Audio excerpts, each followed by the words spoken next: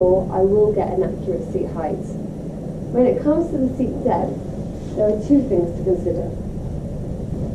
One is my gluteal shelf, okay, and two is my body rest behind my calves. So we talked about measuring from this crease to the base of the spine. If I do that, it's not going to work for me because I've got all of this here, and I have to still think about where's this going to go. So what I want to be doing is looking at, if I did it as normal, I would do from here, from this crease to the back of this part here.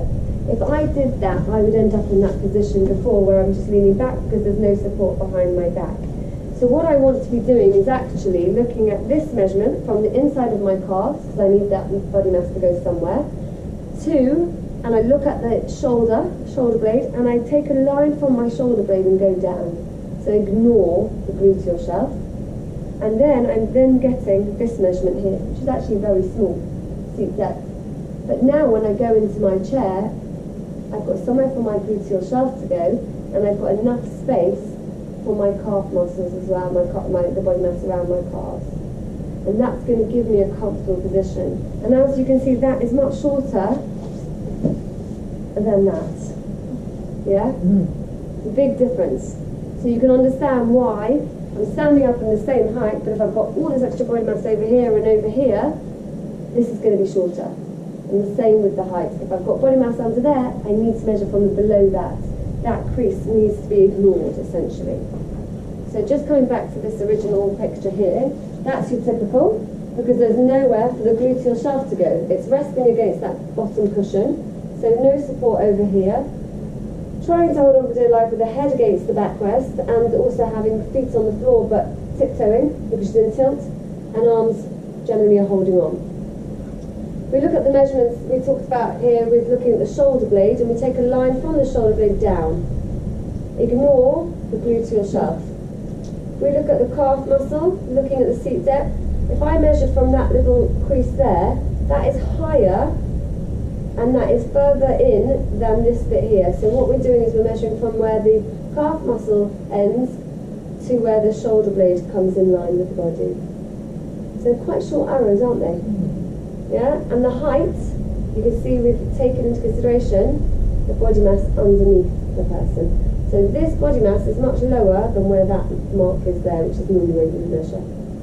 The result, hopefully, done the measurements right, is we've taken out that cushion. I've now accommodated that gluteal shelf.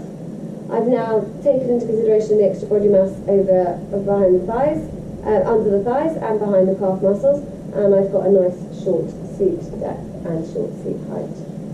Does that help? Yeah? It's hard, and you will never really get a precise measurement when you're working with someone that is bariatric. It is going to be a bit of trial and error. You'll get an idea, but it's only when you get them in the chair and you start moving things around that you really know. If you have someone that has a really quite substantial gluteal shelf, what you can do is also is just bring these up a little bit more so they're kind of coming out a little bit more, so that you've got more depth there for the gluteal shelf. I have used that depth adjustment going long ways before. Okay, another option, absolutely. Put it in that way, and then you're bringing these two out. That comes out, but then you've got more space over there. Good idea. Exactly. Creative. Be creative. That's the idea. So that is what we need to consider when it comes to bariatric users. We've looked at the different size options. We've looked at the charts here. Last thing to just talk about briefly is pressure care. So I just explained before how the seat stays the same, doesn't it? We're not adjusting the seat width itself. We're adjusting the space between the armrests.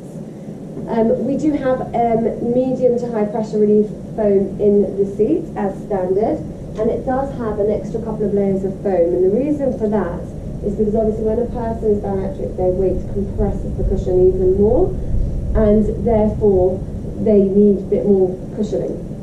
With the bariatric, if you want to change it to an air cushion, it is a bit different to the other one. What you are needing to do is taking this whole piece off and replacing it with an air cushion, and built into it. So you would undo this Velcro, pull the whole thing off and get a replacement piece which has an air cushion in it, and the air cushion is surrounded by foam to give it the stability that it needs and security.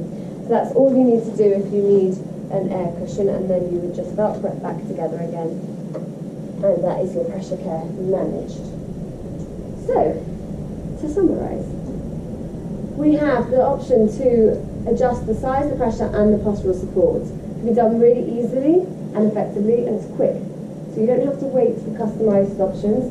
You can order a chair, you know you can adjust the chair very quickly and easily if necessary. This results in us being able to configure the chair specifically for that client's needs, but also we can adjust it in the future if their needs change. Thank you very much.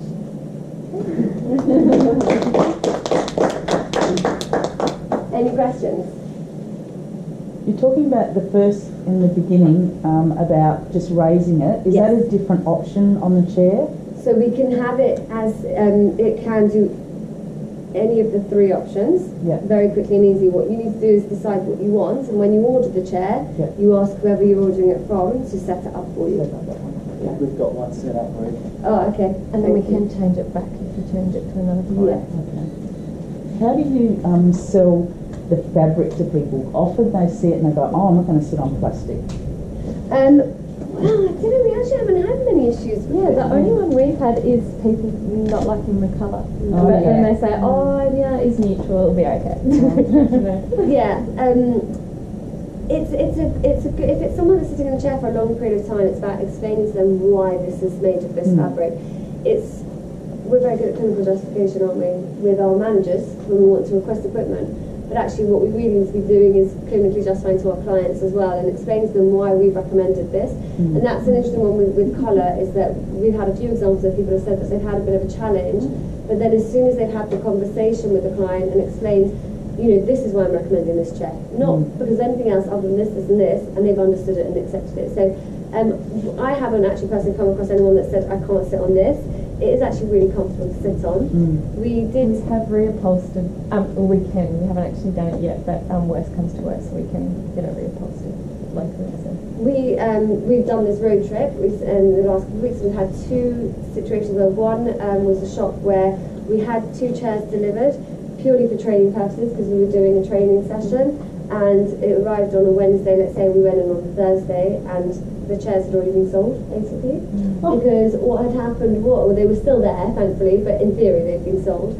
Because a client had gone in, he'd had some sort of postural support needs. He had a spinal injury of some sort, I think it was. He came in, he tried in, there must have been at least 10 riser recliners in that shop, different ones. He'd sat in all of them, and then he spotted our one, and he went and sat in that one, and he was like, that's it. In terms of comfort, it outdid all the other chairs. And my experience of the ones that I've sat in since being here, because I've sat in quite a few, some people will say, well, when you sit on this, it's really firm. Yes, it is quite firm in comparison. But in terms of stability and comfort, actually that's quite positive. Because some of the ones that I sat in that have an air cushion have been really unstable. They're just kind of rounded, or they're very soft cushioning, and you just sink right into it. So it's been seen as a more comfortable option in some cases. It won't be everyone, but yeah. That's the flat rise. So you can see from the carer's perspective, can come and feed. I can put a sling on really easily. If the person has to extend their legs, you know, they can do that. It doesn't have to be this high at all, but they can basically do that and get themselves into that position. If I want to use my stand aid, I can stay in this position and still get up, doing all the work for myself rather than being tipped out the chair to use the stand aid.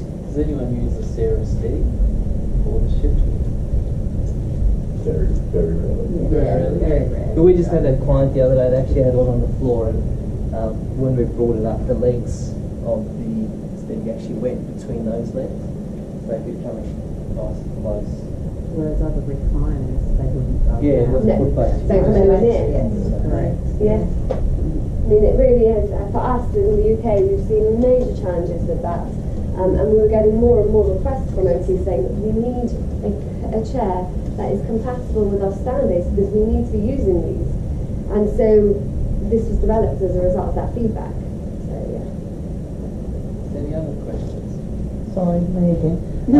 As far as incontinence or if someone spills drinks, there's obviously protection around the motor if something goes through the chair. Yeah, it's IP rated to moisture. I forget what the IP rating is. Do you remember what it is? IP 65, which is not meant to be immersed in the water, but can splash proof. Probably 67 or 68. Yeah, so a lot of your hoists have got it as well, where they designed, if they got splashed with water, they're not going to affect them, but obviously you don't want to immerse. Well, no, you don't want to. Yeah, I guess the other thing to mention is that there is the control box that has the battery backup, but it's a transformer, so it's not 240 volts straight into the chair. It's reduced current. And the covers and all that can be replaced or sort of But they can be wiped over and Yeah, and yeah. cleaned. Definitely, you can use detergent on them. I think it's more if, like, say someone who's got a catheter that actually comes out and that actually goes through underneath. That's the concern. Yeah. But it is protected. Actually, just one thing to add to that is we talked about all the fact that you can change the size, pressure, posture, so it's all lots of parts.